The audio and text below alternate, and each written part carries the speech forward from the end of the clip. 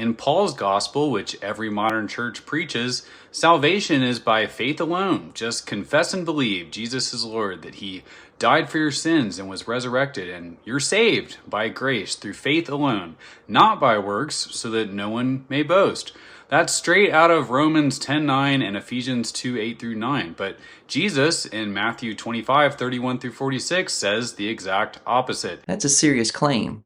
So the question is whether Matthew 25 is answering the same question that Paul is. Jesus says, I was hungry and you gave me food. I was thirsty and you gave me drink.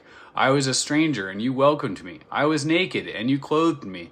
I was sick and you visited me. I was in prison and you came to me.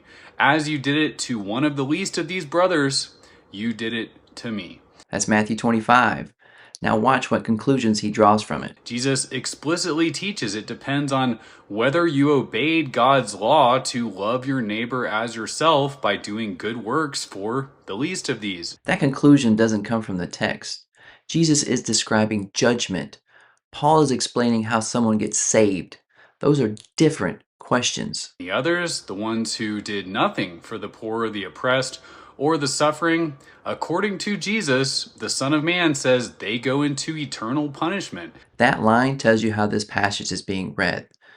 The issue isn't whether works matter. The issue is whether those works are the basis of salvation or evidence of allegiance to the king. And we have to remember that Jesus' earthly ministry was primarily to Israel.